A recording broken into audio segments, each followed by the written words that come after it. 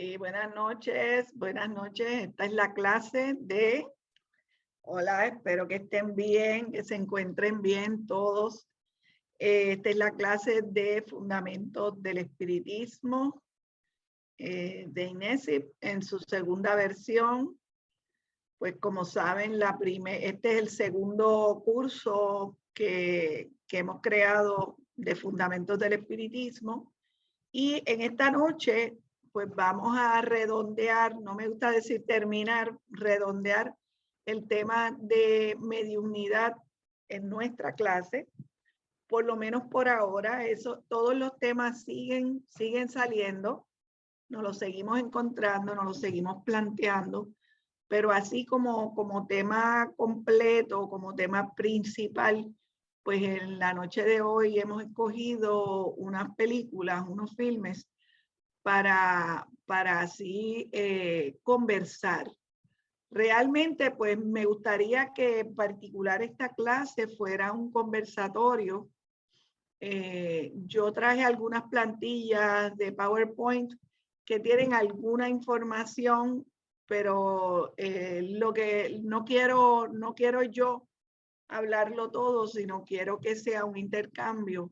Espero que hayan podido ver pues algunas de las películas o todas y podamos tener una conversación amena, interesante y reflexiva.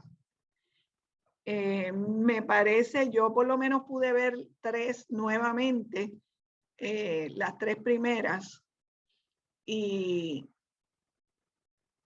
ahí Ivette ahora me puso aquí en el spotlight. Pero nada, aquí estamos, en el spotlight de que me puso Ivette. Sí, porque usted está a su clase.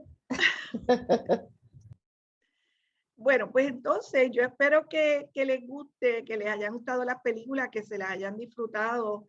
Entiendo pues que el cine es un medio de comunicación, el cine es un arte, el cine es un lenguaje, es un lenguaje y tiene un lenguaje.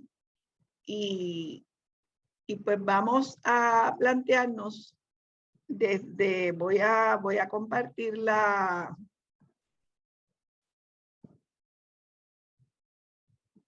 Perfecto. Bueno, pues estas son algunas películas que yo señalé, ¿verdad? Que son sobre el tema de la mediunidad.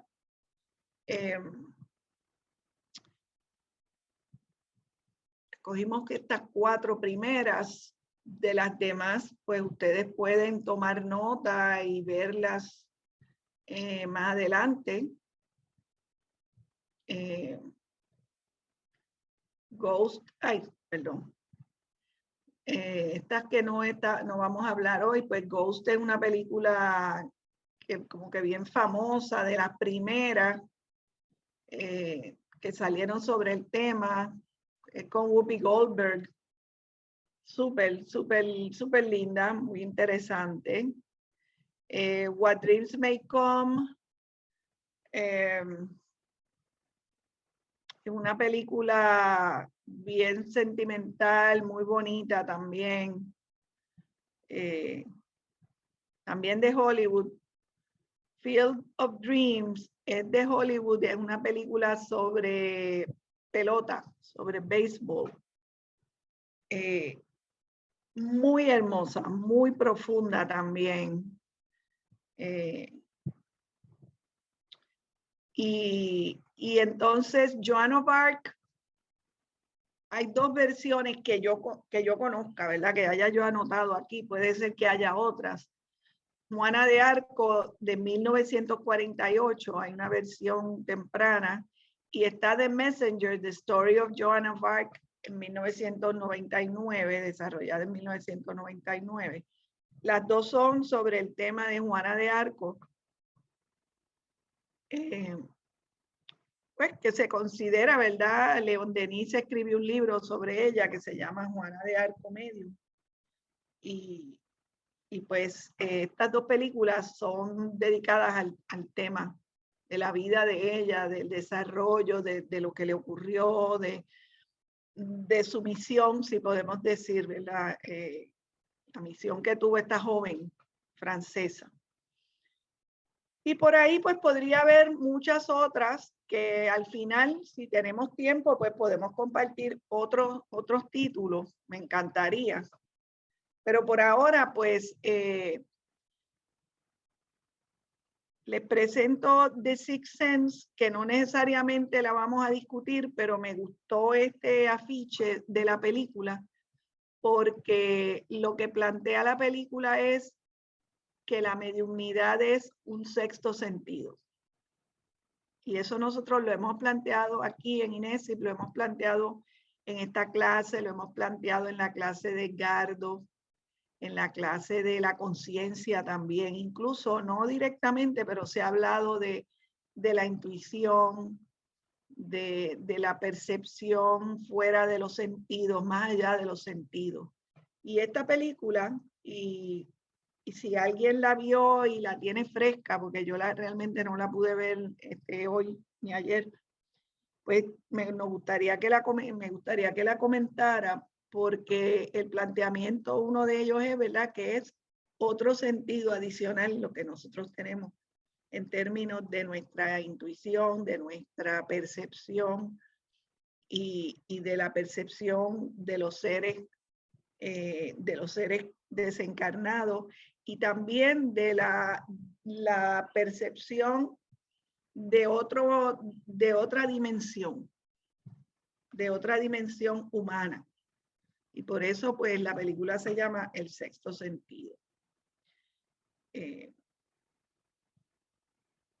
Teniendo eso en cuenta, pues vamos a comenzar hablando, y no necesariamente todo tiene que ser de la misma película. Tal vez yo podría presentar lo que tengo de las películas y después comenzar a hablar, o podemos hacer ambas cosas. Yo voy presentando y ustedes van hablando a la vez, como querramos. O sea, hoy estamos en libertad. No tenemos una estructura, no estamos amarrados a una estructura, a una clase en términos así como siempre la tenemos, de un tema. Realmente el tema aquí es películas sobre el tema de la mediunidad. Diferentes aspectos, diferentes entornos, diferentes trasfondos. Le doy las gracias a Ivette y a Orlando, que me ayudaron a conseguir los enlaces para ver las películas gratis. Eso fue súper chévere, ¿verdad? Porque especialmente The Others no era tan fácil encontrarla gratuita, y sí, el enlace funcionó muy perfectamente.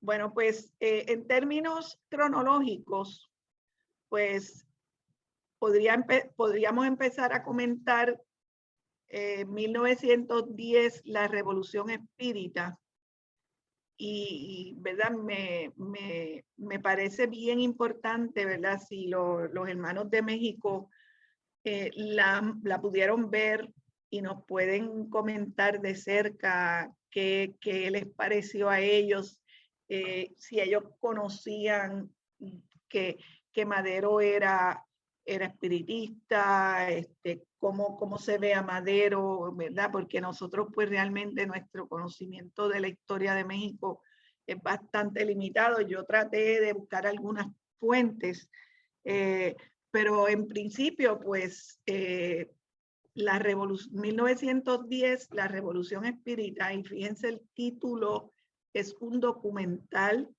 histórico, ¿verdad?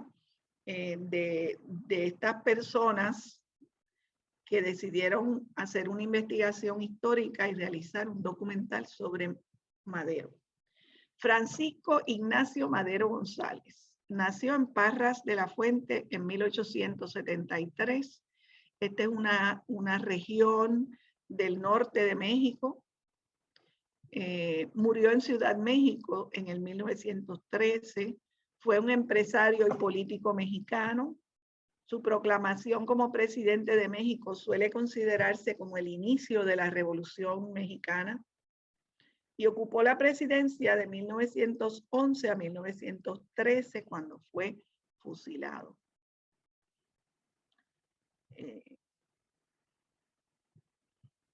Algunas otras informaciones que yo pude conseguir y que se ven en el documental sobre Madero es pues que él era de una familia acaudalada del norte de México, área pues más desarrollada, si podemos decir, en términos industriales, etcétera, y su familia lo envía a estudiar a Francia y también a Estados Unidos. O sea, él tuvo la oportunidad de ir a estudiar y en Francia, y eso es muy interesante, entra en contacto con las ideas de Kardec, ¿verdad? Como se ve en el documental. También encontré que él fue masón y encontré un artículo de su relación con un costarricense también masón y que fue también un líder en la política de Costa Rica para la misma época. Estamos hablando también de que más o menos para la primera década del siglo XX, Trincado también se está desarrollando como un pensador, como un filósofo. Y en 1911, pues funda la Escuela Magnético Espiritual de la Comuna Universal. Me gusta que veamos estos sucesos, estos eventos en paralelo. Esta es una frase de él, de Francisco Madero: los pueblos en su esfuerzo constante porque triunfen los ideales de libertad y justicia, se ven precisados en determinados momentos históricos a realizar los mayores sacrificios. Esa es una frase de Madero. Encontré varias frases que como que resonaban los principios espiritistas. Esto es del Plan de San Luis, que él escribió en 1910 y que constituyó como el comienzo de su vida política.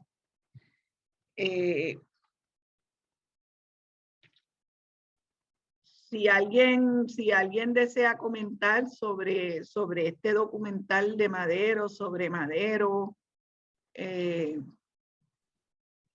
Víctor tiene un comentario. Sí, déjame terminar este pensamiento. Okay. Cuando empecé a buscar, realmente este es un personaje fascinante. Cuando empecé a buscar, encontré que hay debates sobre la figura de Madero en la historia de México. Se le considera pues como que medio extraño, medio excéntrico. La palabra era excéntrico incluso, que lo consideraban así porque su identificación con el espiritismo estuvo presente a lo largo de su vida y la autoría de sus libros, que a pesar de que los publicó con seudónimo, como se ve en el documental también, pues eran de él y pues me imagino que mucha gente sabe que son de él y están identificados, ¿verdad?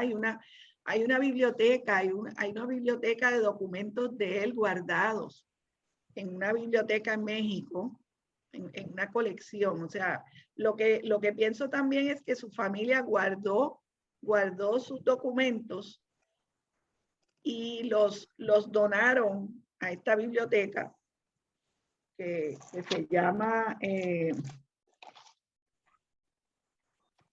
ya mismo les digo cómo se llama. Hay una biblioteca y en esa biblioteca están guardados los documentos de él. Incluso los libros que él tenía de Kardec están ahí. Así que, sí, Víctor, adelante. Sigo buscando a ver si encuentro. Estamos hablando de los paralelismos, de que él pues empieza a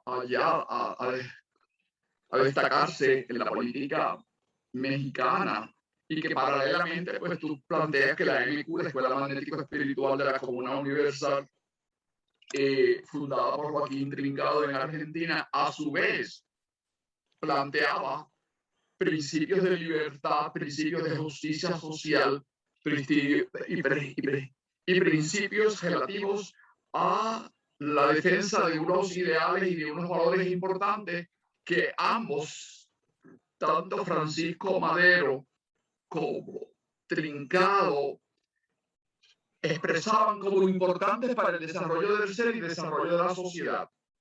Y Trincado simultáneamente estaba trabajando con una figura importante en otro país centroamericano, en este caso en Nicaragua, con Sandino, que estaba construyendo también una nueva visión de gobierno en ese país y que también muere asesinado. Son unos paralelismos interesantes. Muere Sandino, invitado por a la Embajada de Estados Unidos a negociar aspectos del gobierno y de unas cosas y otras, y cuando sale, Somoza, que luego viene a ser dictador, tiene preparado un batallón y lo asesinan casi al frente mismo de la Embajada de Estados Unidos.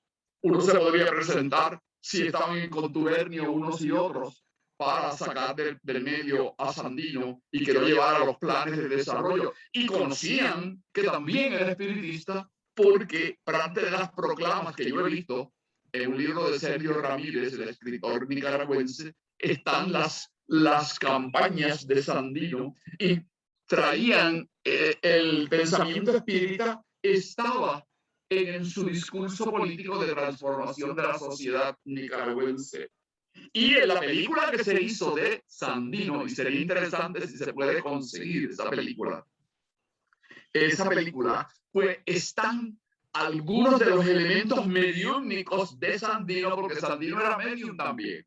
Así que son elementos paralelos con Sandino que él vislumbraba y sabía los planes que había maquiavélicos, aunque no sabía en qué momento se iban a dar y quizás se confió, pero que sabía que su lucha iba a ser fuerte.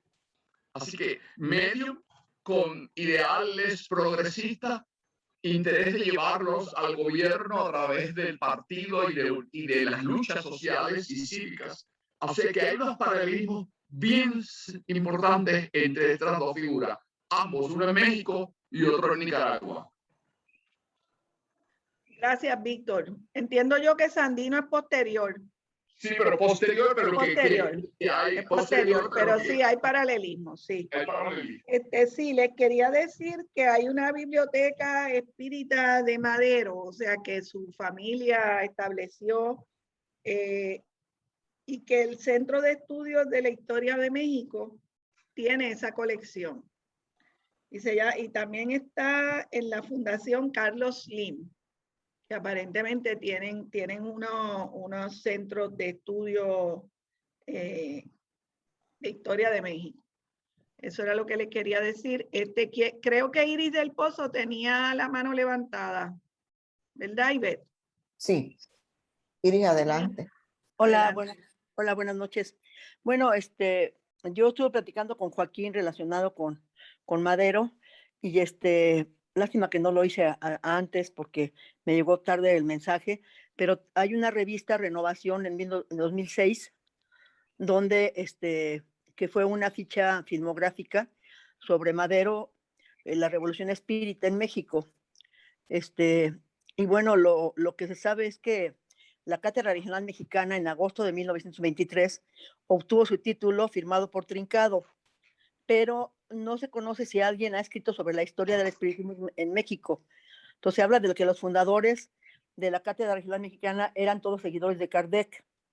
Y del referente que tenemos es Madero como espiritista, medium, escritor, bueno, y mártir de la democracia en México.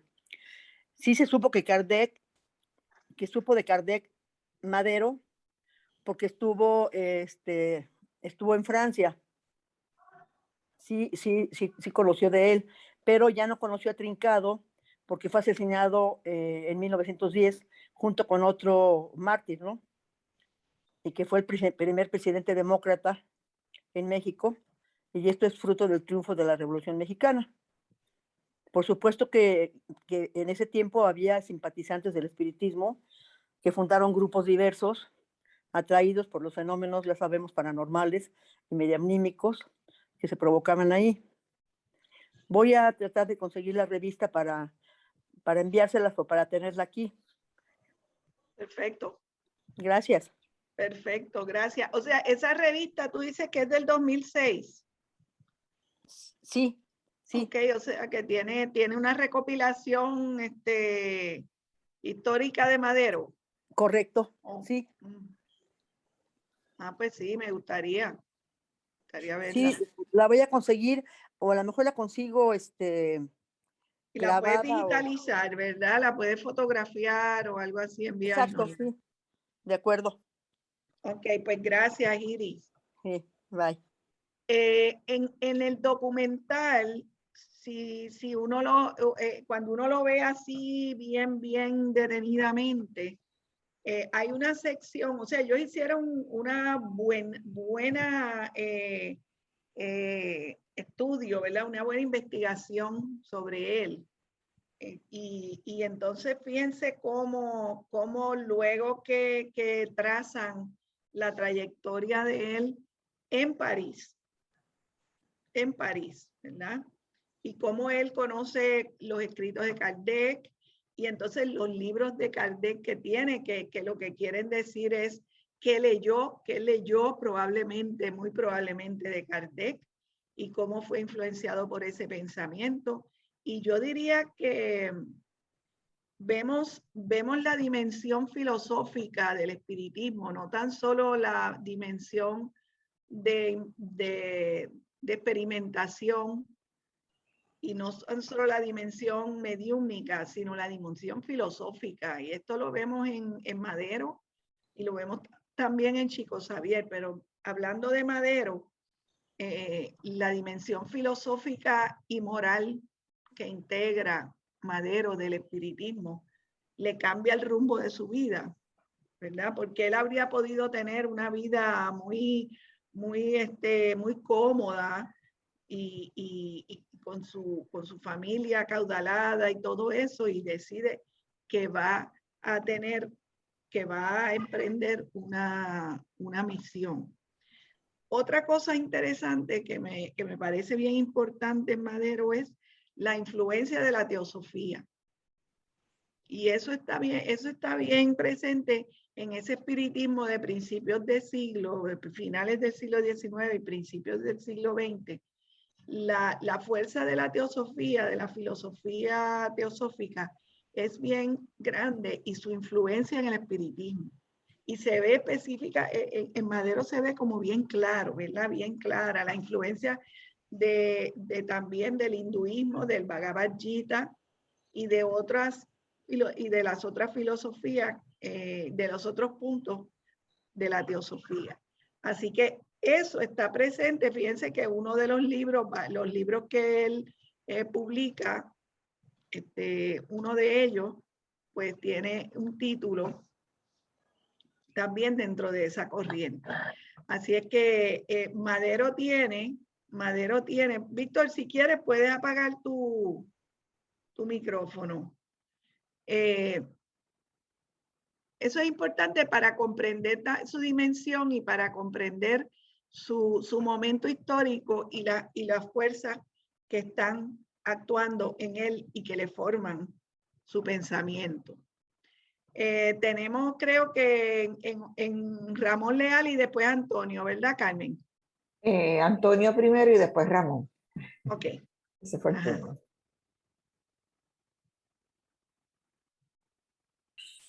Sí, buenas noches a todas y todos. Vuelvo a pedir excusa porque todavía tengo la cámara mala. Parezco un poltergeist o tal vez una aparición de un espíritu. Sí, Pero, exactamente. Una aparición. no, solamente quería hacer dos observaciones, una que ya le había hecho a Carmen, de que a mí me pareció muy bueno el documental sobre Madero, pero pretencioso el título de la Revolución Espírita, como si la Revolución Mexicana hubiera sido una revolución espírita. Y aunque efectivamente Madero fue el primer presidente después del derrocamiento del dictador Porfirio Díaz, que había estado como 30 años en el gobierno, no fue el primer presidente democrático. El primer presidente democrático de México y una figura de una gran trascendencia es Benito Juárez, que fue el líder de la reforma democrática de 1857, el primer indígena puro, indio zapoteca de Oaxaca, en ocupar una presidencia en América Latina fue Benito Juárez, e incluso en la política se señala que Juárez era la inspiración y el modelo que Madero seguía. O sea, que quiero hacer esa aclaración porque aprecio demasiado la figura de Benito Juárez y no quería que se quedara la idea de que Madero fue el primer presidente democrático. Gracias Antonio. Yo pienso que con el conocimiento que tengo de la historia de México y lo que se puede entender en el documental y lo que leí también, porque seguí leyendo otras cosas de ese periodo histórico, pues él tuvo como una contribución a esa transformación en términos de la historia de México hacia un gobierno más democrático. Así es que, pues, pienso que es importante su aportación en ese aspecto de empezar a enfrentar a Porfirio Díaz y a la dictadura de Porfirio Díaz y que le costara la vida, ¿verdad? Pues fue como romper un poco con los miedos, los temores y la posibilidad de cambiar el gobierno hacia un gobierno más representativo. Y entonces teníamos a Ramón Leal. Buenas noches a todos, hermanos. Hola. Un saludo muy especial al señor Antonio por estar empapado de la historia de México. Así es, Benito Juárez fue el primer presidente democráticamente elegido en México, de ascendencia totalmente indígena, del estado de Oaxaca, pero Francisco I. Madero es un personaje muy diferente a él, aunque los dos luchan por el paralelismo del bienestar del pueblo mexicano, cada quien de acuerdo a su tiempo.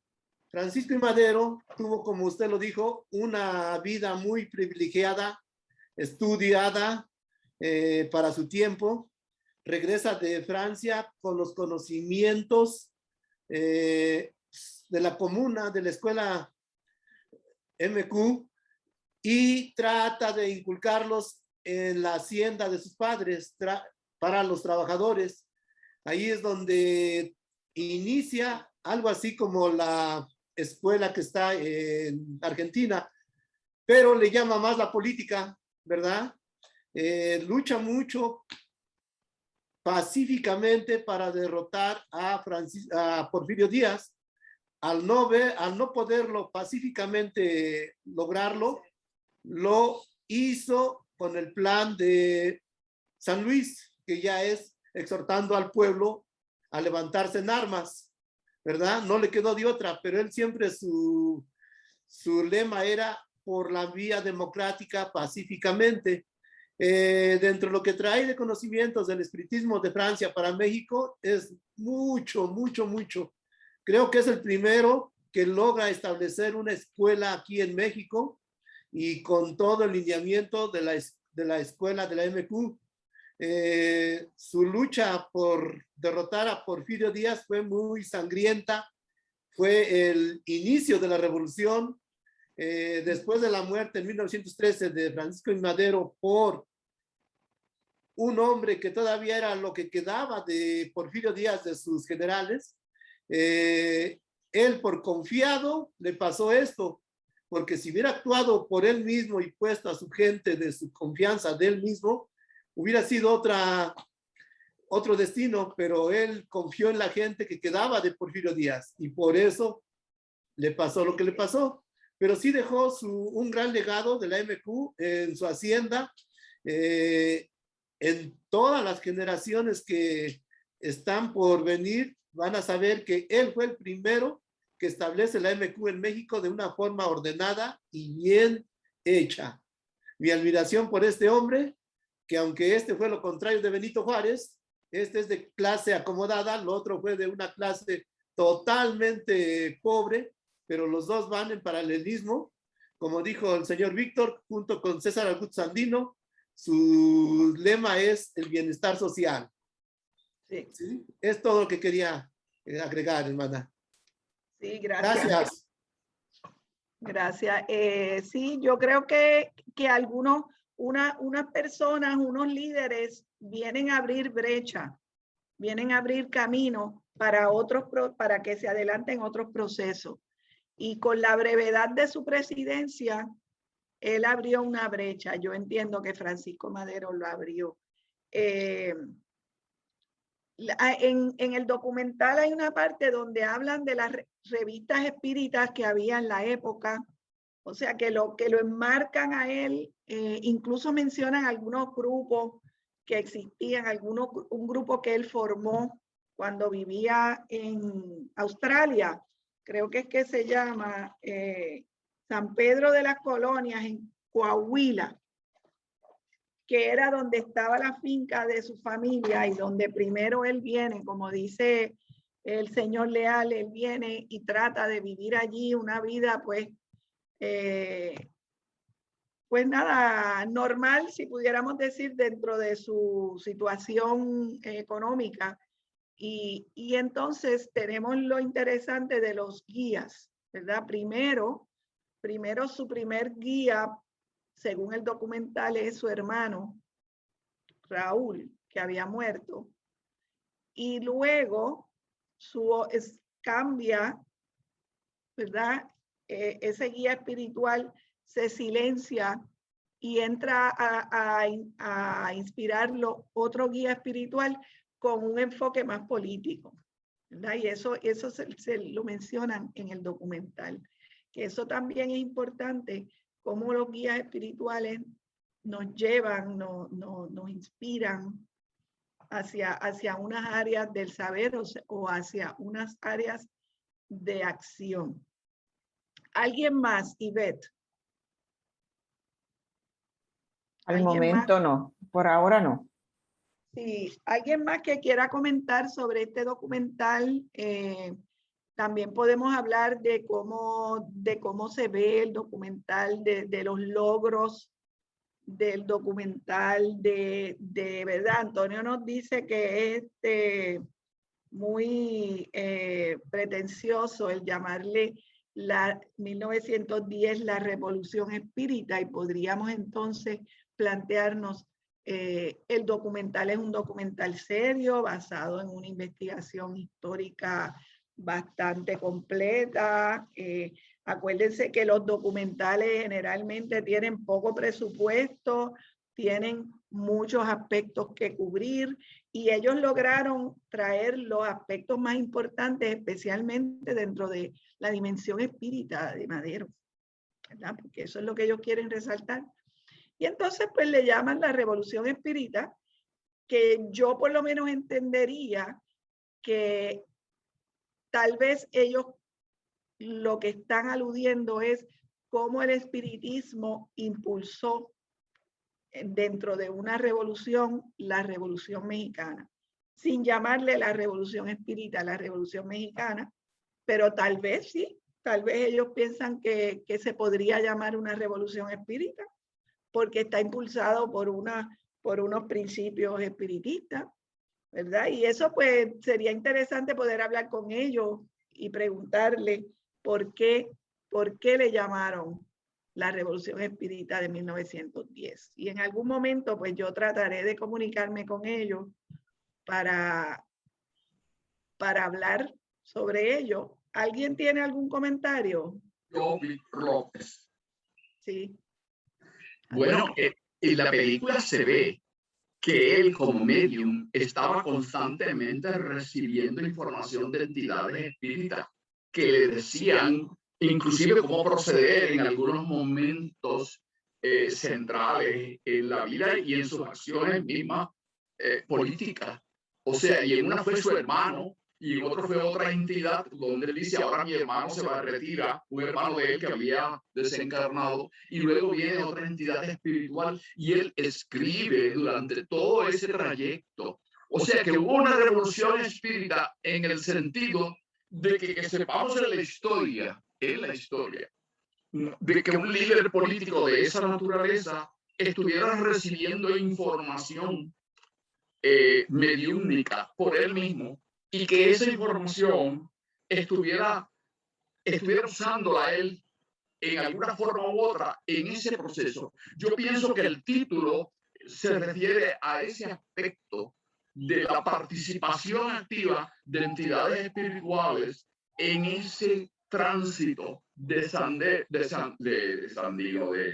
Madero, llega de París y trabaja y empieza a recibir prácticamente desde un inicio. Ya él venía espiritista y posiblemente ya había desarrollado facultades mediúmnicas y estuvo en todo momento participando activamente en entidades espíritas a través de su mediunidad, y él en ese proceso consultaba a los espíritus. Es posiblemente la primera vez que se documenta ese aspecto en un líder político. El otro que sabemos fue Abraham Lincoln en Estados Unidos, pero eso es otro caso, que también tuvo y que hacía reuniones mediúmnicas con sus líderes y personas para orientarse en términos de la guerra civil. Pero esos son dos momentos históricos, pero aquí en este caso claramente también se dio. Sí, pero lo interesante, como tú dices, y lo importante es que está documentado, que aquí sí, en este caso está documentado, de cómo él fue recibiendo los mensajes de los espíritus guías para ir forjando su visión, ¿verdad? Su trayectoria política. Sí, Ivette. Tenemos en turno a Guillermo. Ajá, sí. Hola, buenas noches, es Mayra, es que estoy desde la computadora de Guillermo, pero claro, se refleja ese nombre. Hola a todos y todas. Nada, hola. Que opino al igual que Carmen y Víctor, que el título va en la dirección de recalcar la influencia de los espíritus, que es súper enfática, diría yo, porque hasta en una parte que él se pregunta, o sea, se percata que del lado contrario están primos hermanos y todo eso, y entonces él como que se cuestiona al nivel extremo. Él quería llevar todo, como habían mencionado antes, por la vía, ¿verdad?, de la paz, pero era como que no tenía alternativa, pero que en un momento dado, en uno no, en varios, ¿verdad? A pesar de que todo el tiempo le están dirigiendo, pues él se hace unos cuestionamientos pues bien razonables, ¿verdad? Porque como quiera que sea, el peso, ¿verdad?, de la sangre. Y a lo que voy es como... eso a mí me impresionó, es lo que yo quiero compartir. A mí me impresionó lo directo, enfático que fueron y cómo él básicamente tomó decisiones a base de eso, más allá de su sentir. O sea, que fueron clave, que tal vez si no hubieran estado todo el tiempo con él, él hubiera dilatado ciertas cosas, o hubiera estado diferente, fue mi parecer. A mí me llamó mucho la atención eso, o sea, yo dije, wow, qué fuerte. Sí. Eso, gracias. Gracias, Mayra. No, en verdad el documental trae bien la vida de Madero. Vuelvo a recalcar la importancia de la documentación que existe respecto a él, ¿verdad? Y no tan solo eso, el pietaje que ellos utilizaron es un pietaje original de la época, que me parece que es un tesoro en ese documental, este pietaje de ver la gente detrás de él y él caminando y la vestimenta y las caras, o sea, es bien impactante. Yo no sé si a ustedes también les pasó eso, ¿verdad? El impacto de ver el pietaje original, el pietaje de ver los libros de él, la forma esta de escribir, de ir escribiendo y que parece que está como alguien escribiendo, ¿verdad? O sea, usaron una forma muy efectivas para presentar el personaje. Y también pues la investigación que hicieron, incluso pues ir a París y caminar por las calles y entrevistar a personas en París que hablaron sobre Kardec allí sentados en la tumba de Kardec. O sea que es algo muy estudiado, muy minucioso, muy fino, ¿verdad? Es un documental excelente el que hicieron estas personas, contando con también pues los testimonios de los historiadores en los mismos lugares donde ocurrieron los hechos. O sea que yo creo que pues Madero realmente es muy afortunado de poder tener un documental sobre él y somos afortunados de poder tener un documental sobre Madero y de conocer su filosofía espírita, ¿verdad? De una manera bien cercana. Si hay alguien más que quiera comentar, si no vamos a pasar al Sí, próximo. Carmen. Sí, Carmen, adelante. tenemos a Lourdes y Edgardo se excusó porque tiene problemas de conexión. Ah, ok, qué pena. Bueno, Pues, Lourdes. gracias. Pues, en lo que tú estás hablando, Carmen, Sí. estoy pensando en Francisco Madero, pero también estoy pensando en Chico Xavier. No me quiero adelantar mucho, pero es que en realidad bueno, el Chico Xavier fue una película, pero al final también tiene a él hablando y diciendo exactamente, bueno, lo mismo que pasó en la película.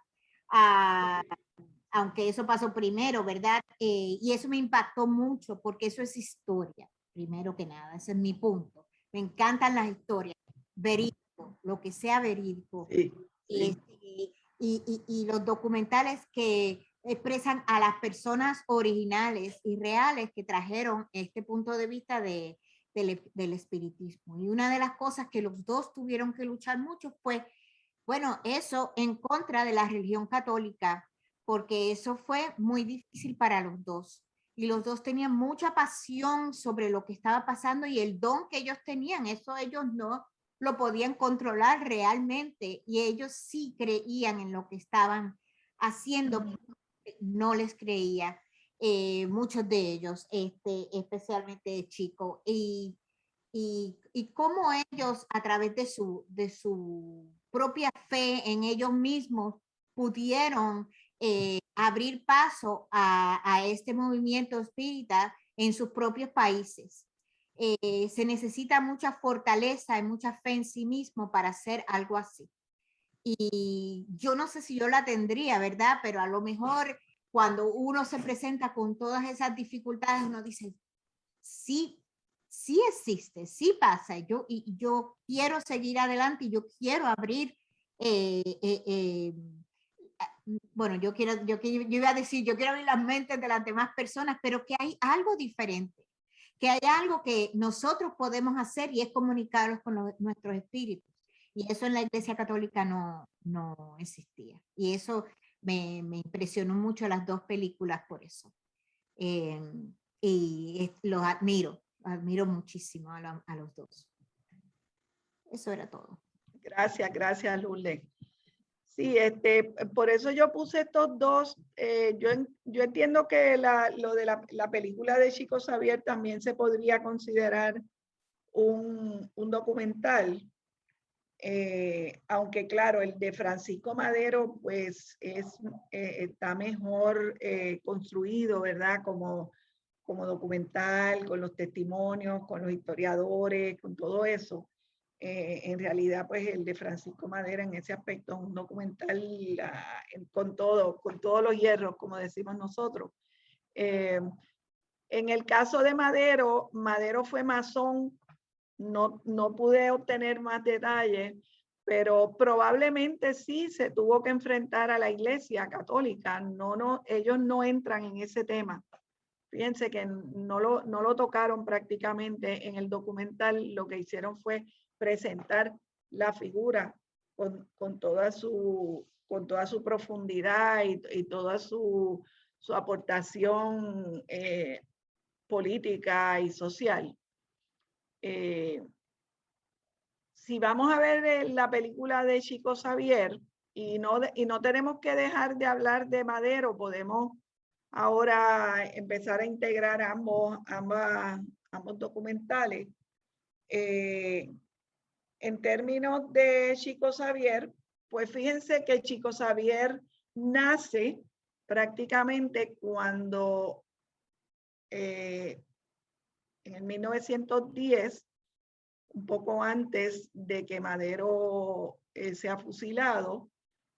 O sea que históricamente la cronología de Chico Xavier es más siglo XX, completamente, ¿verdad? Él muere en el 2002.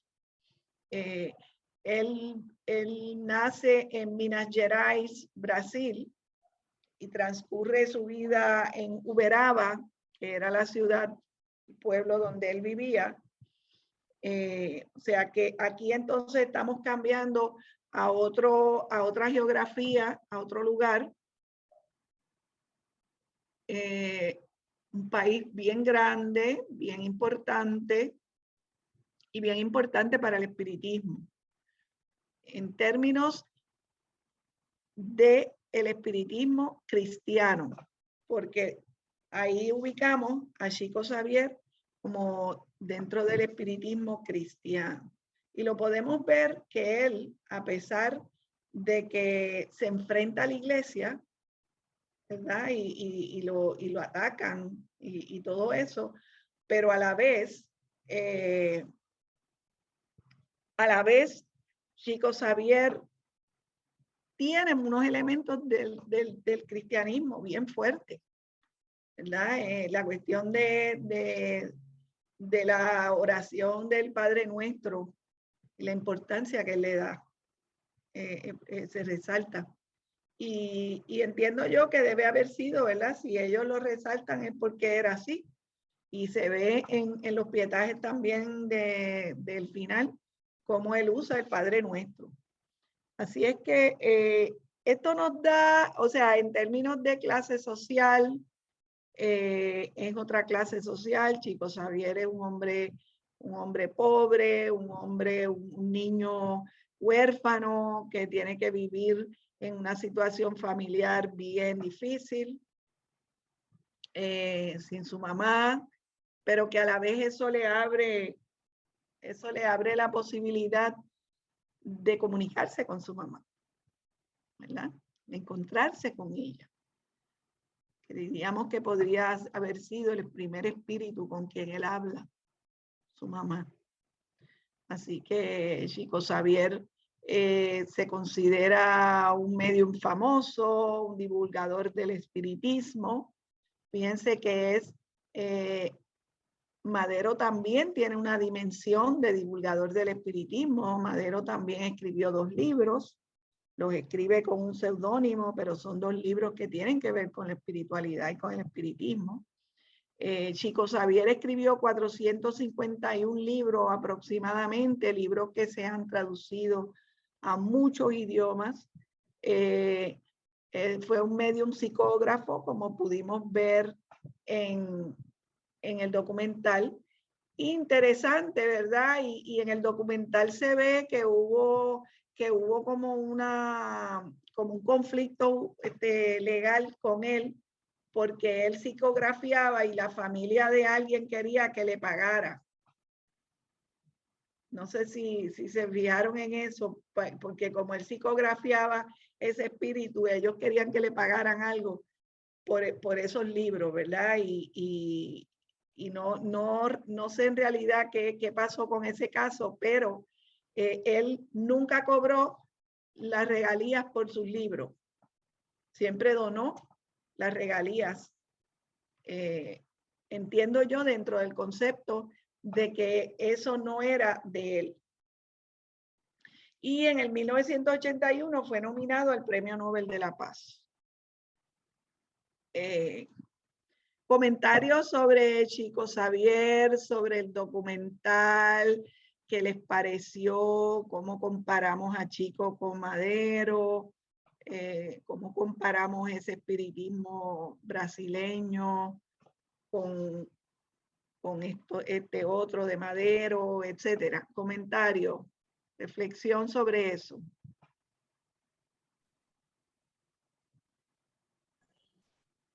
¿Puedo hablar? ¿Aló? Sí, Sí.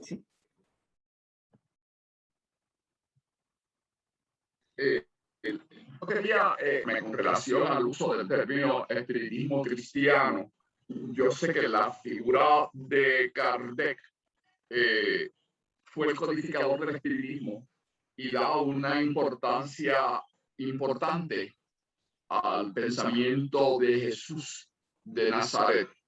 La figura de Jesús de Nazaret y las enseñanzas de Jesús están vigentes en el pensamiento espiritista, tal como lo formula y lo codifica Allan Kardec. También como lo desarrolla y presenta nuestro compañero y hermano Joaquín Trincado, fundador de la MQ. Es cierto que esas enseñanzas del espiritismo llegan a los países y en los países evolucionan y que se forman sincretismo, vínculos y se anejan, se conjugan con ideas y costumbres y con visiones en los distintos países. Y en Brasil se conjugan esas dos visiones. Ese espiritismo que llega de Brasil, de Francia, codificado por Kardec, y llega a Brasil, una sociedad con donde hay una fuerte presencia del cristianismo. Y muchas de las personas que vienen al espiritismo vienen con esa base cristiana y la traen al espiritismo. Pero yo pienso que aún así y eso sucede, no es propio decir espiritismo cristiano, porque el espiritismo no es cristiano, es espiritismo.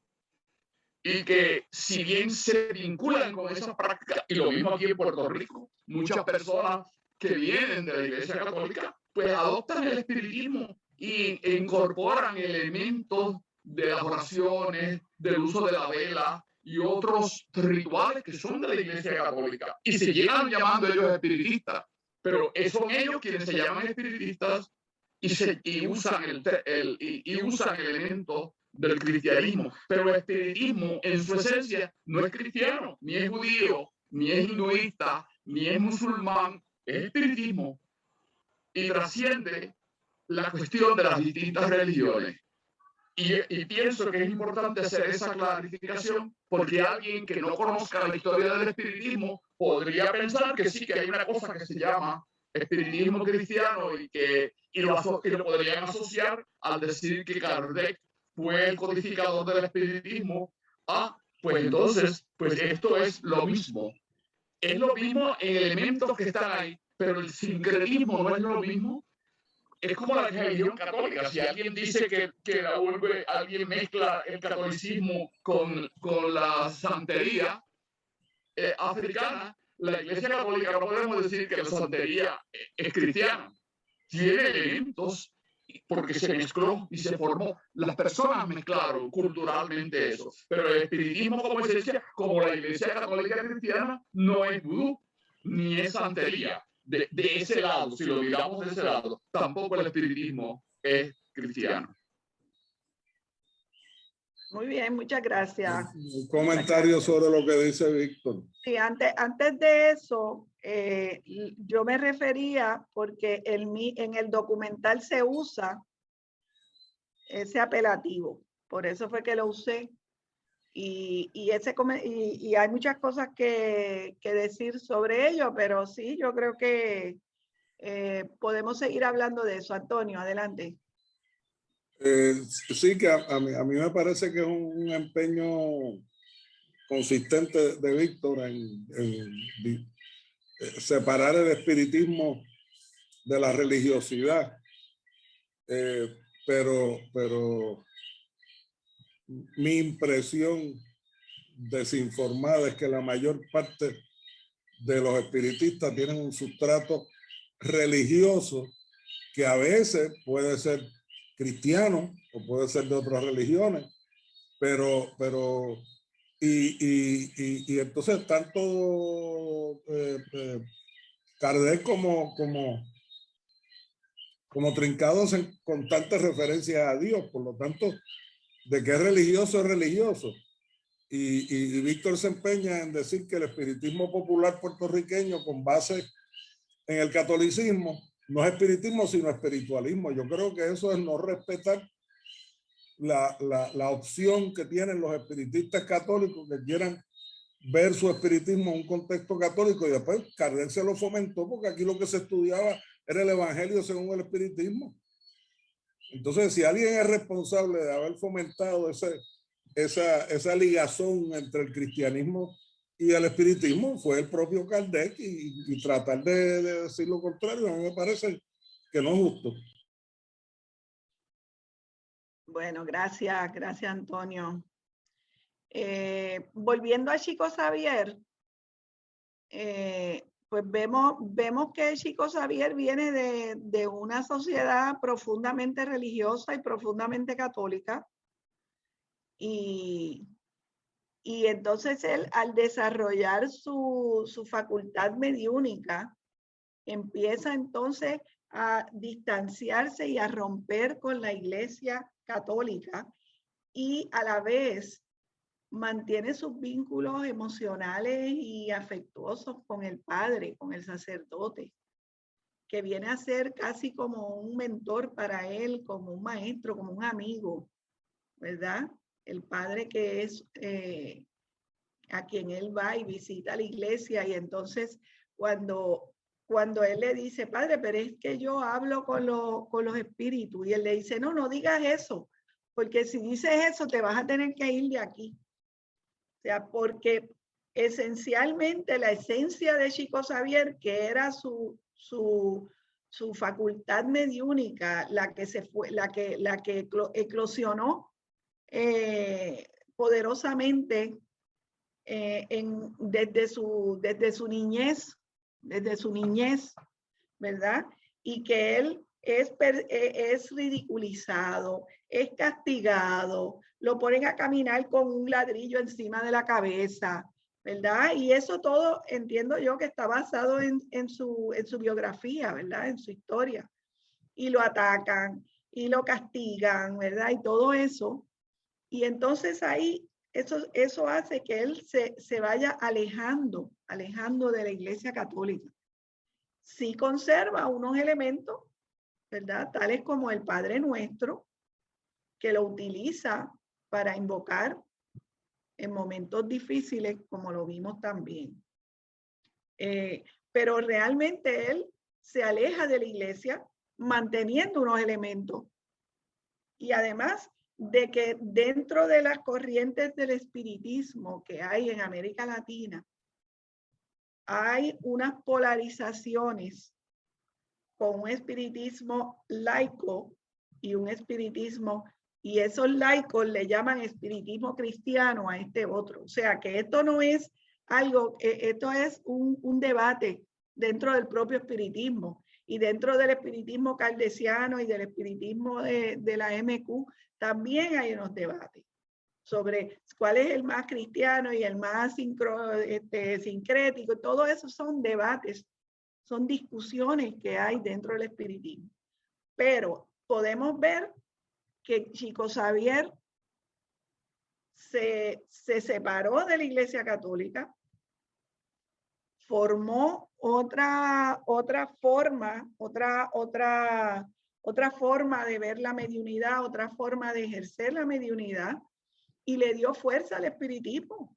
Le dio fuerza al espiritismo en el mundo entero, ¿verdad? Porque también como él tenía una personalidad tan jocosa, tan afable, este personaje, ¿verdad? Que se pone la peluca para no verse tan calvo y que usa sus espejuelos, todo eso, ¿verdad? Hace que él se desarrolle como una figura atractiva, atrayente, ¿verdad? Como un personaje del espiritismo, ¿verdad? Y pues este documental trabaja ese aspecto, trabaja la historia de esta pareja que pierden a su hijo, y esa es una historia verídica que ocurre, ¿verdad? Y que él clarifica y ayuda a que esos padres puedan perdonar a ese hijo por una comunicación mediúnica psicografiada de Chico, ¿verdad? Y eso es, y fíjense que en un momento dado, me parece que es Emanuel, que es el nombre del espíritu guía que está allí. En general, él tiene dos espíritus guías que son Emanuel y André Luz, pero Emanuel le dice, ¿por qué tú le dijiste? ¿Por qué tú le diste la información a ellos psicografiada? Porque aparentemente en muchos momentos él recibía información y no se la daba a la persona o tomaba diferentes decisiones, pero en este caso él decide darle la carta del hijo al papá y él le contesta porque había que ayudar a esa familia, ¿verdad? Había que ayudar a esa familia a poder reconciliarse con los otros. Así es que en otro caso también la relación de él con el guía, en este caso, es bien interesante, ¿verdad? Incluso él como que se ríen y se relajan, como cuando él se pone la peluca, le dice, pero ¿por qué te pusiste la peluca? Y él dice, pues porque quiero, ¿verdad? Porque quiero verme mejor. Así que esa relación con el guía es una relación afable, no necesariamente siempre seria, siempre formal. Ese guía es el que le dicta gran parte de su escrito. Y pues entendemos entonces cómo también él pues era atacado y perseguido en su propio país, ¿verdad? Cuando vemos que él se presenta en el programa de televisión, se lo tratan de vacilar, lo tratan, ¿verdad?, de cogerlo en diferentes situaciones, de ponerlo en ridículo y eso, y él lo maneja. Así es que pienso, ¿verdad?, que son dos personajes bien diferentes, muy diferentes, momentos históricos diferentes, que vemos como forjadores del espiritismo. En el caso de Chico Xavier, pues promulga el espiritismo y lo promueve en todo el mundo, ¿verdad? Llega a ser nominado al Premio Nobel de la Paz en 1981. El otro espiritista importante que está todavía vivo es Divaldo Pereira Franco, también muy conocido. No entiendo que no hay todavía un documental sobre él, no hay nada hecho sobre él, pero también es un hombre bien importante para el espiritismo y un sabio, un líder, un hombre muy dado a ayudar en su país, en Brasil. ¿Algún otro comentario sobre este documental? ¿Qué les pareció? Carmen Ibis pidió un turno. Ajá. Sí, lo que quiero decir es que me parece que o sea, el haberle dado la carta al matrimonio, que incluso había un chico de la misma edad que era el mejor amigo que estaba siendo enjuiciado por el crimen de ese muchachito, del hijo de la pareja, porque el niño murió. Y entonces, gracias a la carta que él le dio, cuando los padres confirmaron que ese era su hijo, usaron la carta en el juicio y el muchachito salió absuelto. Y no sé si estoy equivocada también, pero me parece que eso contribuyó a un cambio en la legislatura, en el sistema legal de Brasil, que consideran que eso puede usarse. De ahí en adelante se empezó a aceptar esas pruebas de mitigaciones.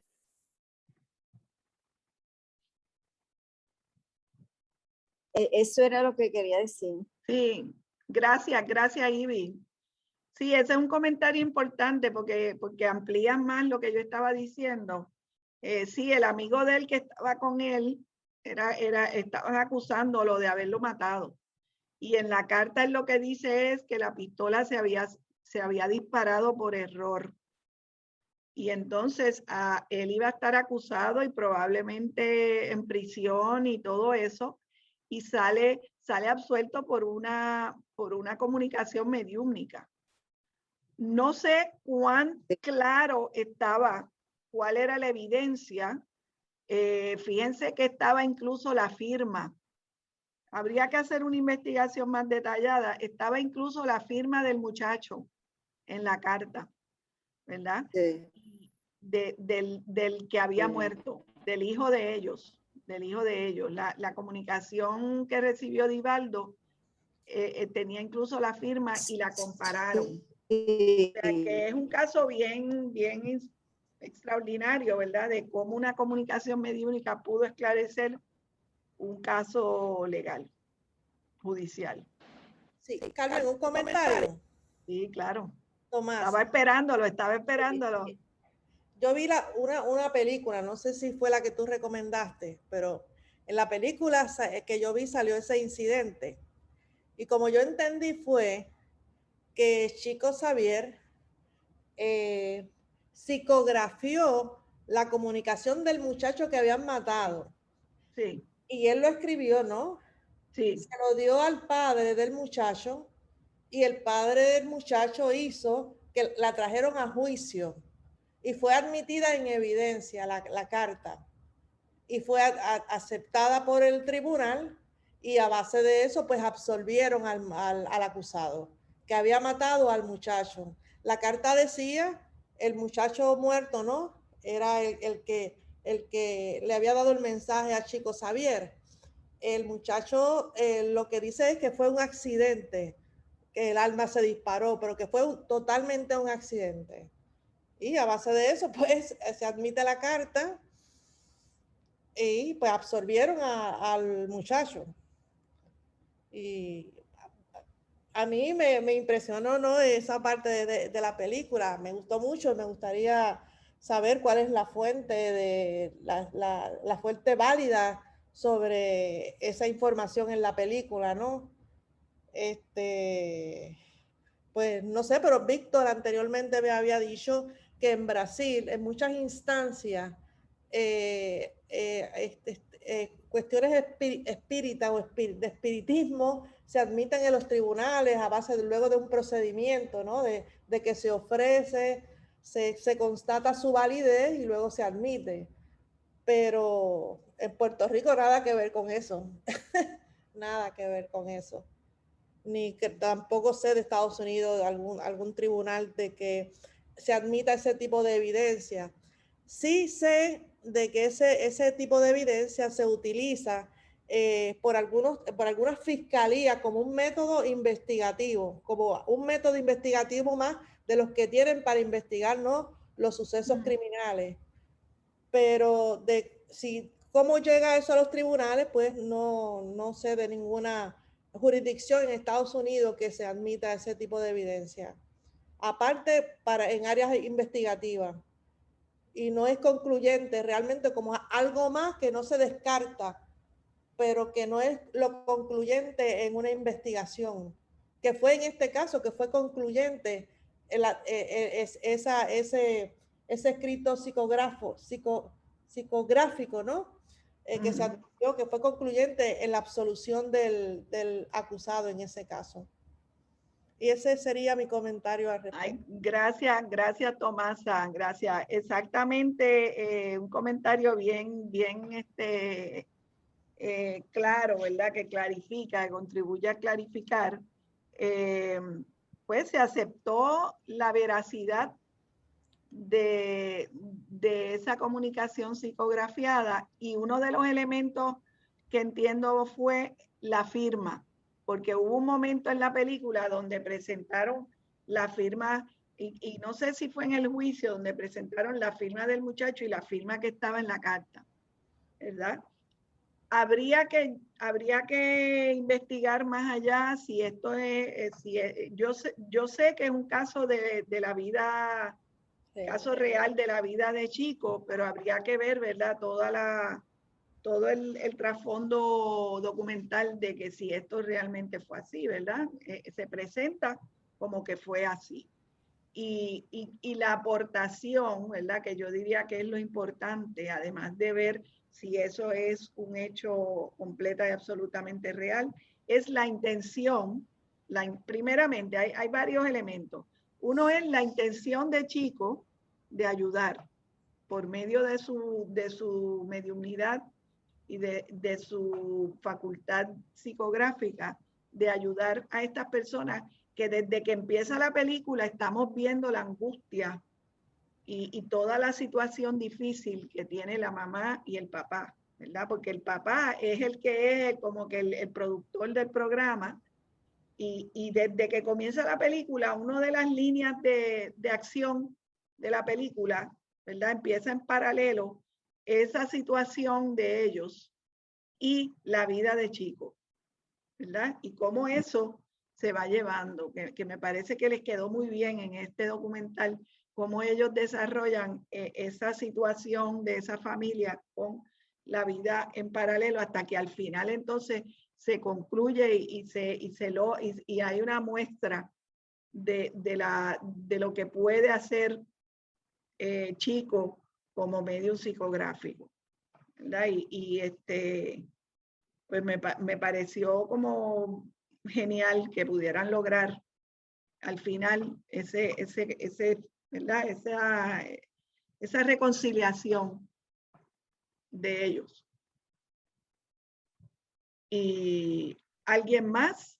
¿Alguien más? Sí, Carmen Víctor tiene otro comentario. Yo quería abonar, yo sabía que Tomaso se iba a tratar el tema, pero que quería plantear que ese fue el primer caso, pero que no tenemos más conocimiento, como dice Carmen, pero que sería interesante esa investigación, conocer hoy día si este caso y otros que pudieron se llevaron a establecimientos de normas de evidencia y normas de cómo se van a llevar ese tipo de evidencia, porque es sabido que en Brasil hay un alto desarrollo de los estudios en el campo psíquico a nivel de universidades y a nivel de institutos espíritas. Esa ha sido una contribución que ha hecho también el espiritismo en Brasil. Esto al margen de la película, y que sería algo interesante de hacer en términos de una investigación de nosotros para ampliar esa información. Porque como bien dijo Tomasa, en Estados Unidos hay investigación, y aunque se use esa evidencia en la investigación, yo me pregunto cómo es que se usa y se lleva entonces a los casos para que pueda considerarse. Porque si se hace una investigación y se usan estas personas en ayudar a la investigación para recopilar evidencia, ¿cómo se puede validar esa evidencia? Porque el aspecto de validación de una evidencia, si hay evidencia contraria, ¿cómo se contrapone una y otra en un juicio para que pueda resultar favorable o no en un caso, dependiendo de qué lado estén hablando las partes involucradas o implicadas en una decisión judicial. Y esto sería un aspecto para investigar y conocer más en detalle. Gracias, Víctor. ¿Alguien más, Ivette? Sí, Lourdes. Ajá. Dos cositas. Primero,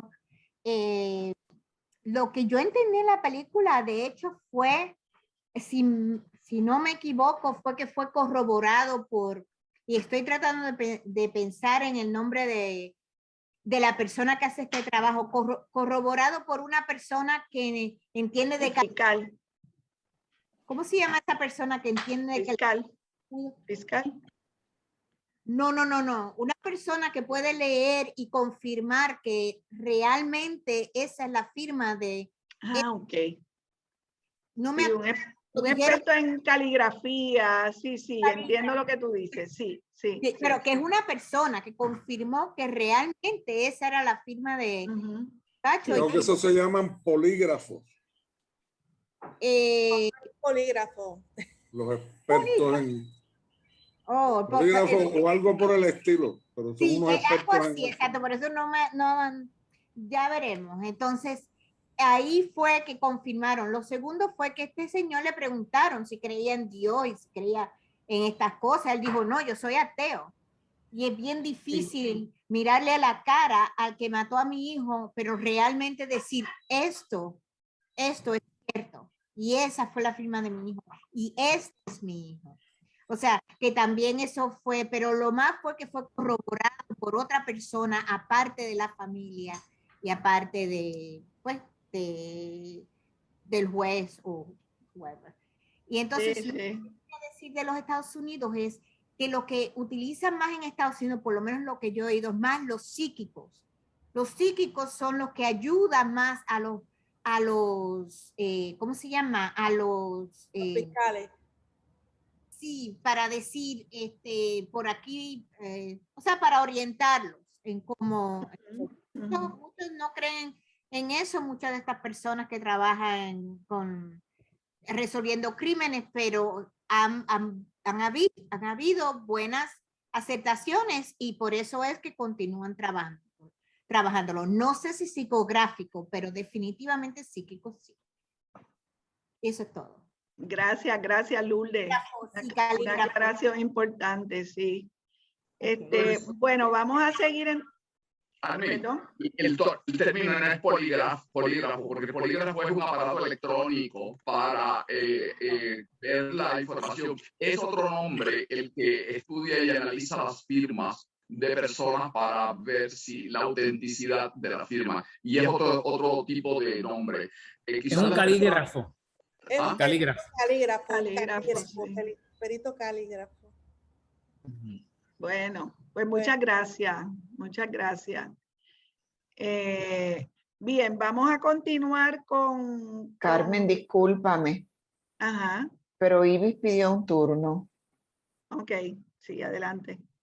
Sí, yo quiero apoyar lo que dice Lourdes porque hay muchos programas por televisión de investigaciones policíacas y ya he visto varios en que han usado psíquicos y han resuelto problemas de investigación, o sea, algunos crímenes y situaciones difíciles.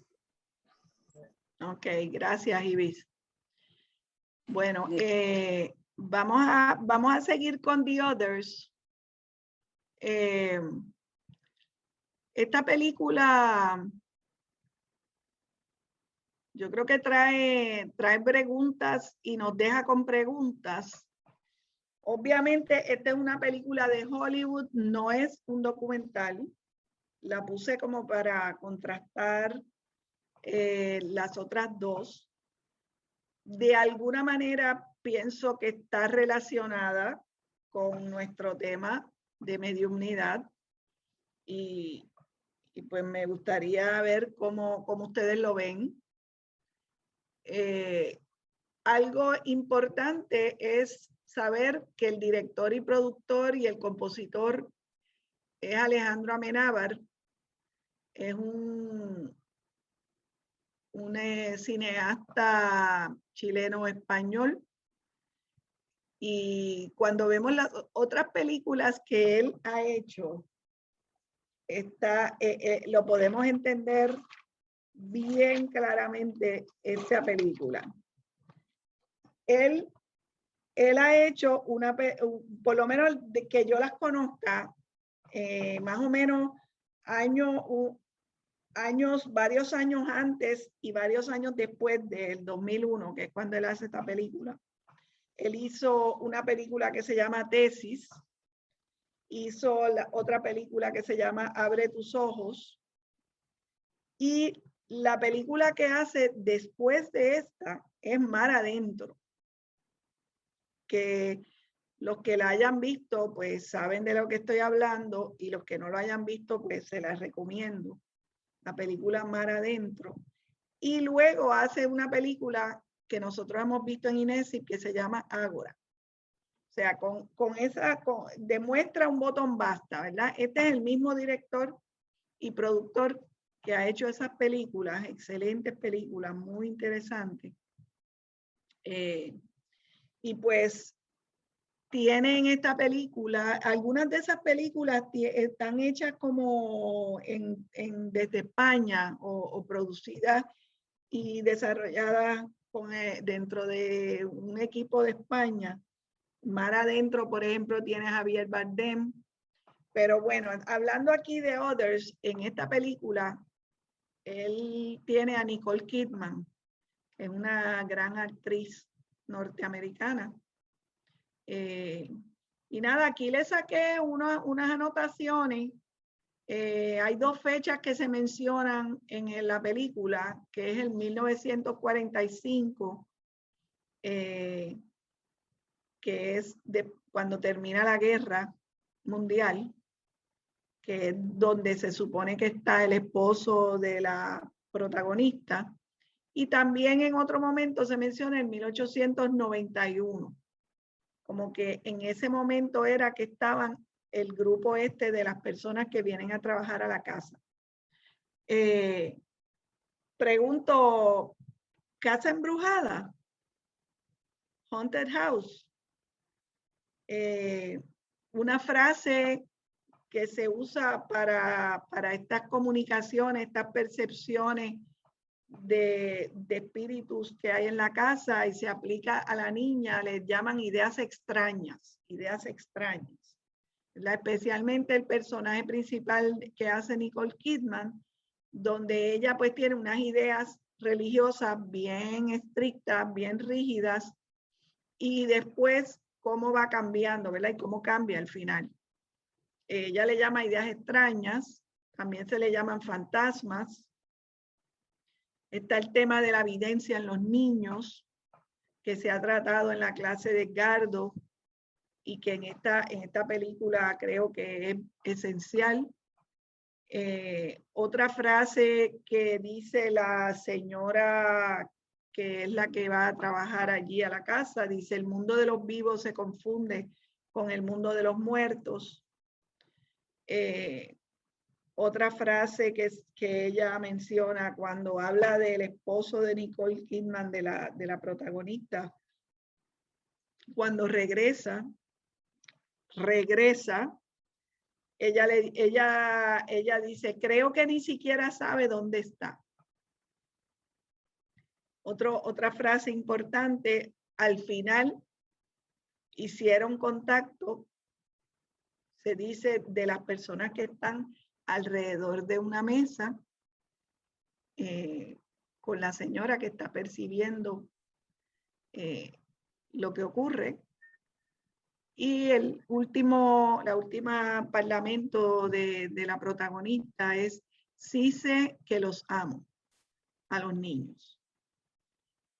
Sin hacer la película, sin hacer el cuento, comentarios, les puse estas parlamentos para abrir un poco la discusión de qué les parece, cuál es la historia, qué es lo que pasa, quiénes son los otros, the others, quiénes son, por qué la película, ¿verdad?, se llama así.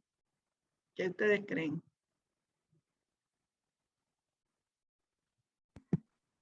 ¿Puedo hacer un comentario? Claro, adelante. Okay. Yo me quedé bien impresionada con la película, súper impresionada, porque me pregunté yo, ¿quiénes son los otros? Los humanos que se fueron después en el carro cuando el nene dijo no quiero vivir aquí más. Eso eran los seres humanos que al principio yo pensaba que eran los fantasmas, pero después al final se desarrolla la película en una manera tan grande que la niña es pues, muy mal, pero la fantasma, y el niño, Diego, ¿cómo era que se llamaba él? Diego. Víctor. Era el niño. No soy yo no estaba ahí en esa película. Ah, Víctor, te cogimos entonces. Pues entonces, mira, eso era lo que yo decía a través de Víctor. Esos son los otros, los que se nos están apareciendo y por eso es que no quiero estar aquí. Y entonces los otros, que son los fantasmas, los que vivían ahí, le decían los otros a ellos, a los humanos. Y eso me impresionó mucho al final porque fue una sorpresa muy grande. Nosotros le decimos los otros a los que se han ido, pero ellos nos pueden decir a nosotros los otros, que fueron los que nos quedamos. Y eso es interesantísimo. Sí. Seguimos. ¿Quiénes son los otros? Son ellos, somos nosotros, ¿verdad? Víctor, es interesante. Yo no estoy tan segura de que Víctor y su familia estén vivos porque la niña veía a Víctor, ¿verdad? Pero no es que lo estoy diciendo que es así tajantemente, es que no estoy tan segura, ¿verdad? Y tiene como unos niveles, diferentes niveles la película. Si podemos decir, tiene diferentes niveles. Uno sería el nivel más antiguo, que él sería de las primeras personas de 1891, que son los que vienen a trabajar allí, que son parte de ese grupo. Después estarían la señora y los niños, que a mí me impresionó mucho saber al final qué era lo que había pasado con ellos, ¿verdad? No quiero decirlo por si acaso alguien no la ha visto, pero había habido unos eventos donde ellos eran parte de los desencarnados.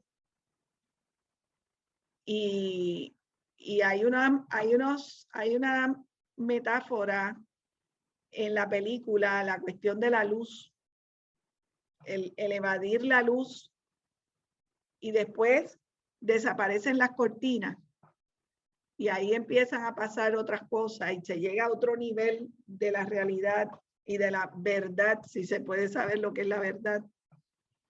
Y entonces el otro nivel, que sería el de la familia de Víctor, que supuestamente tienen una reunión espiritualista, porque como esa casa ya desde 1891, y ellos se ve que son más de la época de los 1940, o no sé exactamente de qué época serían, si serían, bueno, ellos son posteriores a cuando viven allí la mamá y sus hijos. Ellos son posteriores, ¿verdad? Y entonces ellos tienen su reunión espiritualista con la mesa, ¿verdad? Y en un momento Nicole Kidman se molesta y empieza a mover la mesa. ¿Qué era lo que sentían los espiritualistas? Que se movían las mesas, que se levantaban. ¿Ok? Así que a mí me parece que esa película en parte trata de atisbar, de acercarse un poco a las casas embrujadas y al espiritualismo, porque el espiritualismo comienza con una casa supuestamente embrujada donde viven las hermanas Fox, ¿verdad? Para los 1848. 38. Así es. En Nueva York específicamente. Sí. Y entonces, pues hay ahí un paralelismo con esa situación, ¿verdad? Que esta película, que es una película de Hollywood, para nada es un documental, ¿ok? Pero sí hay como unos puntitos ahí que se están trayendo que a lo mejor Amenábar sí le hizo alguna investigación de las mesas parlantes, porque al final están en una mesa redonda y están comunicando. Y ahí es que se sabe que la madre y sus 2 hijos están desencarnados y de cómo murieron, ¿verdad? Y es esta otra familia que luego supuestamente se van y venden la casa y le ponen un se vende. Y eso queda ahí, ¿verdad? En un thriller y queda como un interrogante de qué pasó realmente. Así que no sé, ¿qué les parezca a ustedes? ¿Alguien más que la haya visto y que quisiera aportar un poco al diálogo? Ivette, ¿tú la pudiste ver? Sí, yo la vi. Iris quiere hacer un comentario. Sí, pero yo quisiera oírte a ti, Ivette, que nos digas que para escuchar otra, y no sé, Chayo, no sé si Chayo la vio, alguien más para poder ampliar el espectro de comentarios. No, perdón, yo no la vi. Todavía no he podido. No, pero las otras películas, bueno, la primera, la de, porque a mí me gustan más documentales. Ajá. Historia verdadera. Y pues Hollywood, ya ves, Sí. lean y tiene uno que leer entre líneas y pues uno lo reconoce diferente. Pero sí, la primera, la del Madero, sí me encantó. Y porque tiene también Madero que estuvo en San Antonio también. Entonces, por eso para mí es como una conexión, ¿verdad? Eso es importante. Okay. Encontrar conexiones. Sí, sí, Chayo, gracias. Ivette. Estoy aquí. ¿Qué te pareció The Others? Cuéntanos. Pues al principio me sentía confundida porque no conocía cuál era la realidad de las cosas hasta el final, que entonces es que me doy cuenta que los que habían desencarnado eran la mamá y los niños, y que la familia que vivía en la casa eran los que estaban encarnados. Bueno, eso fue lo que yo entendí, eso fue lo que yo percibí. Sé que Josefina la vio porque estuve hablando con ella esta tarde y Iris que quiere hacer un comentario. Okay. La película está interesantísima. El que no la haya visto, le recomiendo que la vea. Sí, sí, es un poco descabellada. Este director es bastante descabellado y bien intenso. Sí. Pero su cine es profundo. Ajá, Iris. Iris o Iris. Yo también pedí la palabra, no sé si Iris o Iris. Estamos hablando de Iris, perdona. Sí, de Iris. Sí, sí. Ok, gracias. Adelante. Bueno, mira, yo no la volví a ver, yo la vi en su momento y bueno, igual que lo que comentan los que la vieron, sí me impactó. Y bueno, conocemos ya la historia, ya se dijo, pero a mí lo que me hizo reflexionar desde entonces y hasta ahora que lo volvemos a tratar, es el tiempo que puede pasar un espíritu, una familia, en este caso la familia, ella y sus hijos, sin darse cuenta que están desencarnados. Eso me pareció a mí como muy, muy fuerte y yo creo que sí es representativo más allá de Hollywood, es representativo eso, yo creo que esto sí ocurre dependiendo de muchos factores obviamente, pero sí es como pasar, no darse cuenta del paso que dieron o de la transición que hicieron y están como que ahí viven, ¿no? Y efectivamente sí hay la confusión, obviamente en la película, de que los estos son los otros y no es así, ¿no? Pero bueno, ese es mi comentario, me pareció como muy fuerte eso. No sé qué Víctor pueda decir al respecto. Gracias. No, yo pienso que es bien importante ese comentario, que no lo habíamos dicho, y es el tiempo que pasa, ¿verdad? Y la falta de entendimiento y de comprensión de su situación, ¿verdad? Incluso el esposo, no sabemos tampoco si el esposo murió o sea, obviamente el esposo está muerto y ella lo trae y lo trae. O sea, toda esta realidad y una dimensión en la película que la realidad y lo que no es real está ahí. Y la experiencia con el esposo, pues obviamente también él está probablemente desencarnado, igual que ella. O sea que eso que nos dice Iris es bien, bien importante. Como ellas no se dan cuenta. No se dan cuenta. Ajá. Tenemos a Juan y a Ramón. ¿Quién está primero, Carmen y Beth? Juan. Ajá, adelante Juan y después Ramón Leal. Ajá. Ok, buenas noches a todas y todos. A mí, esta película, yo la vi hace un tiempo atrás, no la vi ahora en esta última ocasión, pero desde la vez que la vi anteriormente, a mí, los personajes que me llamaron mucho la atención son los seres que ya llevaban tiempo en la casa, ¿no? Por así decirlo, los sirvientes, ¿no? Y yo me pregunto en un momento, ¿estas personas están, estas entidades están aquí?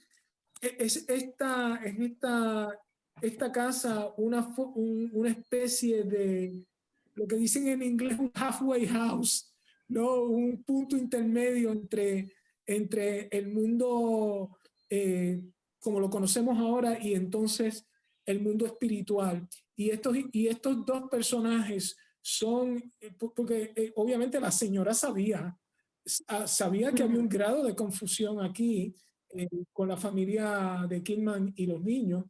Y yo me pregunto en ocasiones, caramba, está aquí como especie de ayudante, muy suavemente empiezan a dirigir, ¿verdad? O apoyar a las personas a que lleguen a la realización de que están desencarnados. Eso es lo que se me quedó, siempre me ha llamado la atención de esa película. No solamente los personajes principales, sino esos secundarios también. Esa era mi aportación por ahora. Gracias. Sí, gracias Juan. Sí, los tres sirvientes llegan allí y llegan como que supuestamente llegaron aquí a buscar trabajo, ¿verdad? Y llegan realmente a entrar, a ponerlos a ellos en el proceso de entender que están desencarnados, ¿verdad? Ese es como su propósito y la señora dice unos comentarios en diferentes momentos para dejar ver que ellos tienen como una especie de plan. Ajá, Manuel Leal. Ramón. Bueno. Ramón Leal, perdón. Sí, buenas noches. Yo cuando empecé a ver la película me dio miedo porque yo soy muy miedosa, pero después como que tiene algo de cierto esa película, porque, ¿cómo le diré? ¿Cómo se llama la ama de llaves le dice a la protagonista, cuando le está enseñando el libro de los muertos, ella cierra la puerta y le dice, hay que saber aprender a vivir con ellos, con los muertos, a convivir con ellos. Entonces yo tuve una experiencia hace años cuando yo me uní con mi esposo.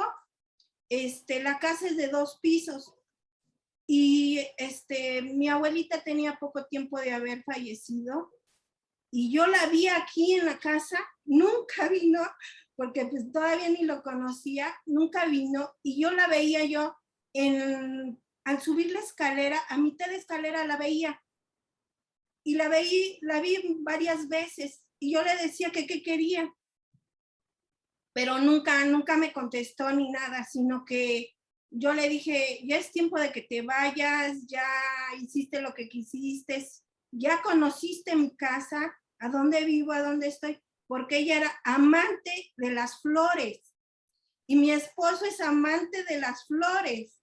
Entonces yo relaciono las cosas porque digo, a él le encantan las flores y a ella también, y yo le digo a mi esposo, si mi abuelita hubiese vivido y te hubiera conocido, no lo hubiera sacado de aquí, porque era amante de las flores igual que él.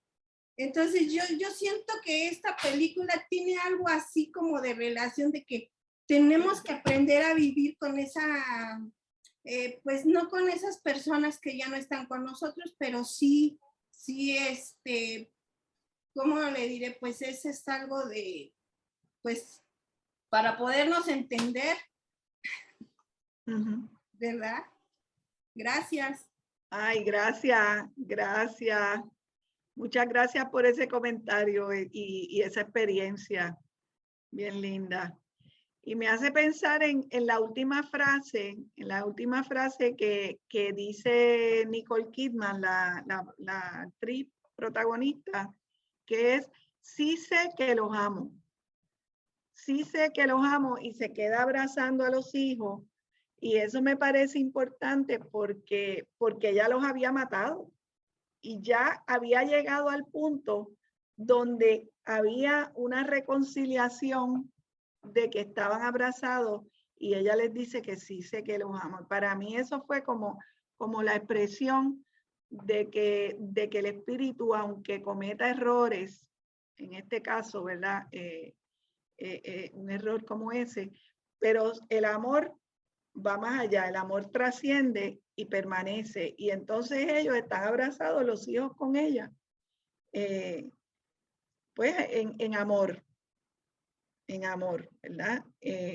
Así que me parece una película que tiene muchos contrastes y muchas dimensiones, y se describe como un thriller, que es como una película así que a veces da miedo, porque sí, a veces como que da miedo y uno dice, ay Dios mío, pero después entonces como que cae nuevamente y vamos acercándonos a lo que en el final se nos presenta, que es algo sorpresivo completamente. Así que, ¿alguien más que quiera comentar y aportar? Víctor quiere otro turno.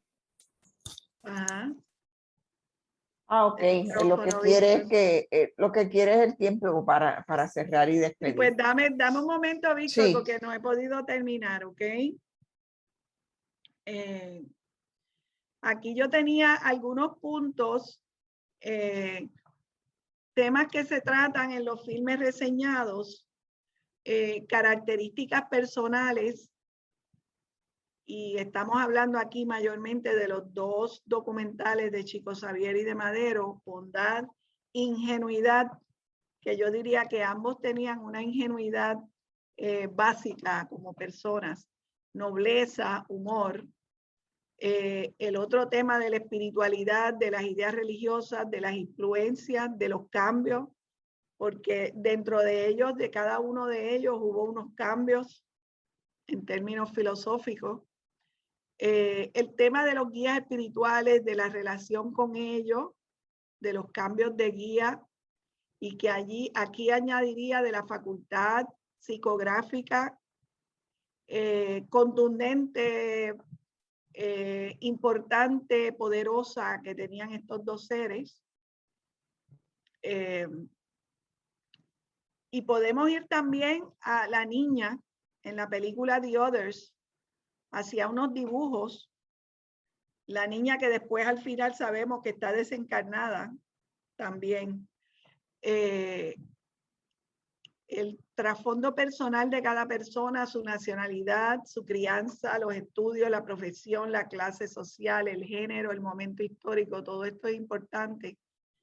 Los principios, valores, compromiso social y político que se ven en los dos personajes de los documentales, la visión de misión de vida y responsabilidad social, aportación al adelanto humano, dejar la comodidad para hacer el bien, en este caso ambos.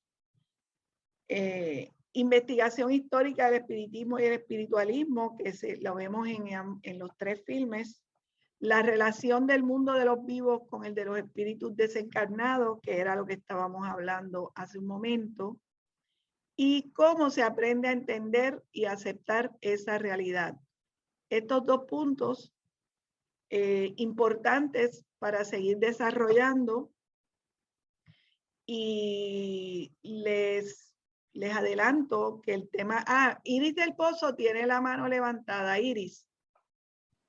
Sí, me quería referir a que justamente el amor es el que resuelve el conflicto entre la madre y los hijos. Esa expresión de la madre de decirles que los ama es lo que resuelve y lo que los despierta. Ese es mi comentario. Lindo, lindo. Yo creo que podemos terminar con ese comentario de Iris. Y hasta aquí entonces nuestra clase de hoy, donde hemos cubierto el tema de la mediunidad a través de estos filmes. En la próxima clase, pues, continuaremos con nuestro próximo tema, que ya será anunciado prontamente más adelante. Así que les agradezco su aportación, sus comentarios. Quisiéramos estar todos juntos sentados en una sala conversando. Yo sé que hubiéramos estado todos tratando de hablar y todos, ¿verdad? Pero aquí hemos hecho una conversación bien interesante de estas películas y le agradezco mucho su interés y su participación. De mi parte, pues, buenas noches. Gracias a Carmen por su magnífica presentación y moderación de este conversatorio con ustedes sobre las distintas películas, el papel de los medios y la práctica de la mediunidad vista a través de filmes, algunos de ellos de casos como el de Chico Javier, el de Divaldo, aunque no hay una película de Divaldo, que sí existe un documental de Divaldo y sería interesante para otra ocasión, y el caso de Madero, que es realmente un documental muy valioso y muy importante. Y esto ha sido una dimensión interesante del tema del espiritismo, el espiritismo visto a través de la filmografía, incluyendo los aspectos estos de las dos etapas, el espiritualismo y el espiritismo. No somos nosotros los que inventamos el término espiritualismo, y es bueno eso decirlo. El espiritualismo ya existía desde el año 1848, organizado y estructurado, como Carmen bien ha planteado en el curso de Fundamentos del Espiritismo, esa época en Nueva York, 1848, que es básicamente también como una casa donde aparecen unos espíritus y unas personas, que es la familia Fox en Nueva York, Hydesville se llama, y ahí surge toda esta historia donde empiezan a comunicarse espíritus. Así que estoy dando este elemento para las personas que no tienen un conocimiento de esa trayectoria, del desarrollo de esa primera etapa, que se llama espiritualismo dentro de la historia del desarrollo. Y que el espiritualismo sigue en Estados Unidos. Por eso cuando yo dije que había habido prácticas espiritistas en la época de Lincoln, realmente fueron prácticas espiritualistas, porque todavía el espiritismo no había aflorado.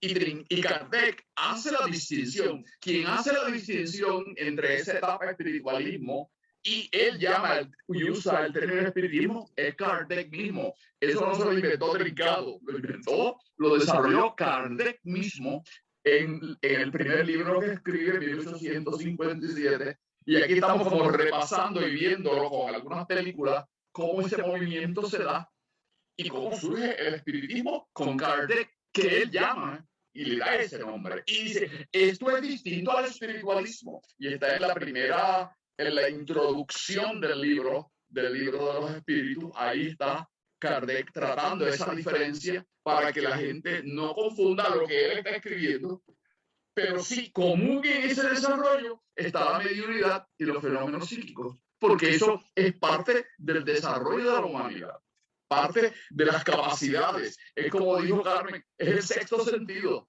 esa otra capacidad que es el psiquismo humano y la mediunidad que está latente en los seres y que se ha manifestado a lo largo de las épocas históricamente, hasta que se establece y se codifica el espiritismo 1857 y da a luz una nueva filosofía para interpretar, para entender, para explicar estos fenómenos con un acercamiento científico según el desarrollo de las metodologías y las técnicas de investigación de la época en Francia, con Allan Kardec, o mejor, Léon Hippolyte de Bizarre-Rivail, que es la persona que escribe y desarrolla todo eso y que usa un seudónimo para escribir, Allan Kardec. Luego Trincado retoma y enfatiza esa diferencia entre espiritismo y espiritualismo y funda MQ 1911. Son momentos históricos bien importantes en el desarrollo filosófico. Y claro, como bien plantea Carmen, eso se da en todos estos países e incorporan elementos distintos y de ahí el uso del término espiritualismo para distinguir estos momentos históricos donde hay todo un desarrollo que mezcla las ideas de la práctica mediúnica y la práctica del psiquismo con las ideas religiosas de la época.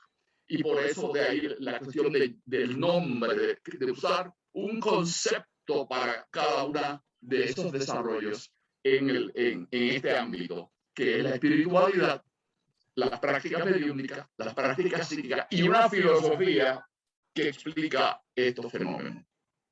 Así que yo creo que estas películas contribuyen a reforzar y a clarificar todos estos desarrollos históricos, estos eventos y las nomenclaturas que van unidas a estos desarrollos. Bueno, el jueves que viene me tienen a mí otra vez hablando de la mediunidad, ampliando este tema, pero mirándolo en la práctica mediúnica y que en cierta medida toma también el trabajo que ha hecho nuestro hermano y compañero Edgardo en la práctica mediúnica y el modo de cómo indagar, conversar, entrevistar y llevar al conocimiento a las entidades espirituales que se comunican en los grupos espíritas. Y en particular yo voy a tratar el tema de la obsesión y los obsesores. Ese va a ser el tema el jueves que viene, en la temática, y la mediunidad que se obsesa. Porque algunas mediunidades, por la falta de un conocimiento, la falta de un desarrollo mediúnico apropiado, algunos llegan obsesados a escuelas espíritas y logran ayudarlas. En otros casos, se obsesan como parte de unas prácticas que, según el espiritismo, no son las apropiadas. Así que ese tema lo desarrollaremos el próximo jueves y no le quiero dar entonces la historia de la película o la historia del planteamiento y lo que vamos a discutir para invitarlos a que estén el jueves con nosotros. Volvemos entonces el jueves y continuamos esta temática relacionada. Quizás podemos traer algo que se pueda relacionar de las películas también en los comentarios que traigamos y les esperamos que disfruten la noche, que descansen